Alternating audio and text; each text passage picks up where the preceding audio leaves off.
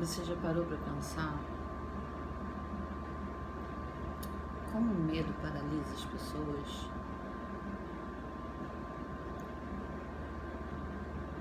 Como a sensação de medo, ela reflete no organismo da gente. A falta de ar, a taquicardia, a sensação de morte iminente são reais. O nosso organismo, ele trabalha a partir do medo de forma a se proteger de um mal iminente. Então é óbvio que quando você sente medo, a tendência é que você fuja de qualquer risco e perigo que você entenda que você está percebendo, ou que você se paralise. E quando você se paralisa, o teu organismo, ele tem uma tendência de permanecer num estado de estresse para continuar tentando fugir desse perigo que você enxergou, que você percebeu. Então, isso de uma forma muito direta, né? Você dá de cara com um assaltante, você vai sentir que o teu corpo está em desequilíbrio naquele momento. Ou, vamos usar um exemplo bem absurdo, se você está numa floresta e dá de cara com uma jaguatirica, com um lobo, enfim. Ou você vai paralisar, se fazer de morto, ou você vai tentar correr, fugir. Isso se dá não só em acontecimentos reais, onde você realmente precisa fugir para sobreviver ao risco e ao perigo, mas de uma forma geral, na nossa vida cotidiana. A gente sente medo o tempo todo. A gente sente medo de perder o emprego, a gente sente medo de ser ultrapassado por um outro profissional melhor, a gente sente medo de se separar, a gente sente medo de não ter um namorado, a gente sente medo de não casar, a gente sente medo de tudo. A verdade é que o medo, ele é uma forma também, apesar desses sintomas que eu acabei de dizer, também é o medo que te traz essa noção de risco.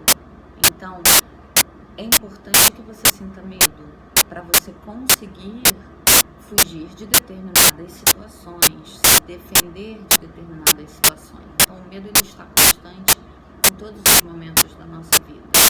É uma balança que você usa para saber até onde você deve ir em determinadas situações. Tudo bem. Só que a nossa mente, ela não consegue dar conta de trabalhar o tempo inteiro sentindo medo. E quando você entra numa dinâmica de sentir medo, de se colocar numa situação de vítima, né, de vitimização, e de entender que tudo ao teu redor se torna um risco, um perigo, a tendência é que você perca completamente a homeostase, o equilíbrio do teu organismo, e você passe então a tentar fugir de tudo e de todos.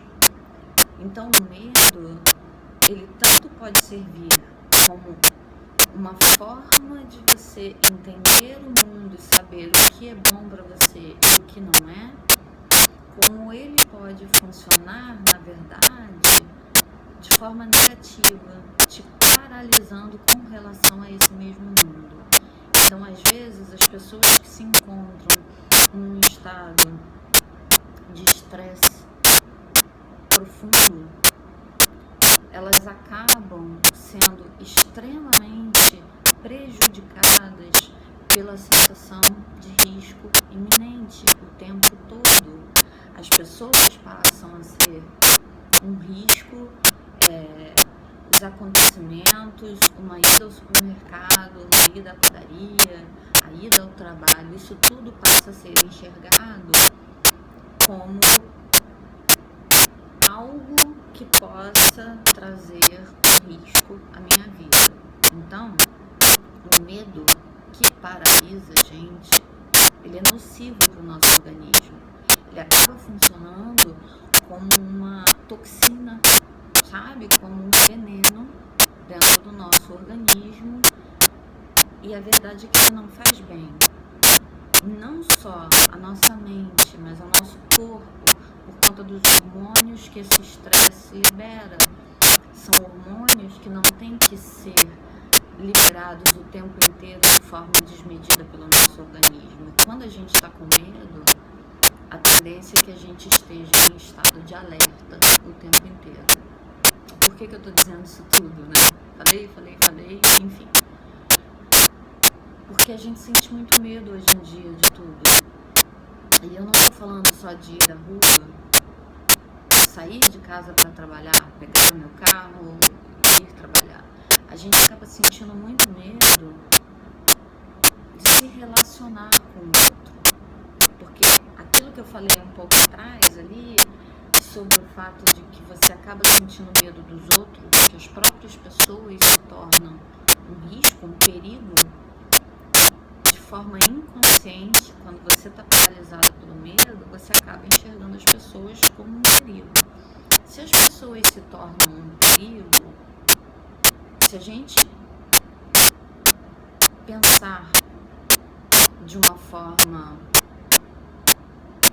a ligar isso às nossas relações, se o outro se torna um perigo, então relacionar-se com o outro se torna um perigo. Quando o relacionar-se com as outras pessoas se torna um perigo, a tendência é que você se feche cada vez mais, porque no seu mundo, no ambiente que você conhece e naquele lugar que você escolhe como seguro, ali você não vai se magoar, você não vai se machucar e você não vai sentir dor. A verdade é que hoje estamos todos nos protegendo de tal forma que abrir-se ao outro se torna um risco iminente de sofrimento. A gente precisa parar de enxergar o outro como um inimigo. E a gente precisa parar também de pensar que tudo que a gente cria, que tudo que a gente faz, que cada movimento nosso pode trazer algum tipo de sofrimento. Então, a verdade é que quanto menos você enxerga o mundo como um palco de embates e de guerras, mais você consegue relacionar-se com o outro e mais você consegue entender que você não precisa estar paralisado diante do mundo. A coisa de bater, correr, né? Ela funciona quando o risco é real e quando você realmente precisa arrumar uma possibilidade de se proteger. Quando você passa a se proteger de tudo e de todos, a verdade é que você está se magoando, é que você está fugindo, é que você só está fugindo. E a gente precisa do outro, a gente precisa do contato com o outro.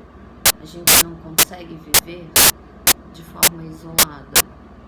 A gente até consegue, mas não é saudável. O homem, ele tem essa necessidade do convívio, de pertencer a um grupo, de fazer parte, de ser importante. E quando você começa a se proteger disso e você se isola, você está fazendo um mal absurdo a você. O mais importante é que a gente entenda com calma e com suavidade com relação a nós e ao outro, que o relacionamento com o outro, ele pode ser bom, ele pode ser suave, ele pode ser importante, se a gente quer que ele seja assim, e se o outro quer que ele seja assim. A gente não precisa chegar perto de outra pessoa acreditando que no momento seguinte a gente vai sofrer. Vamos nos abrir ao relacionamento com as outras pessoas e vamos inspirar de forma a entender que a nossa participação no convívio com o outro, ela pode ser uma forma de fugir ao estresse, que o relacionar-se com o outro, ele pode também ser uma forma de equilíbrio e de amor. É isso. Espero que vocês tenham gostado.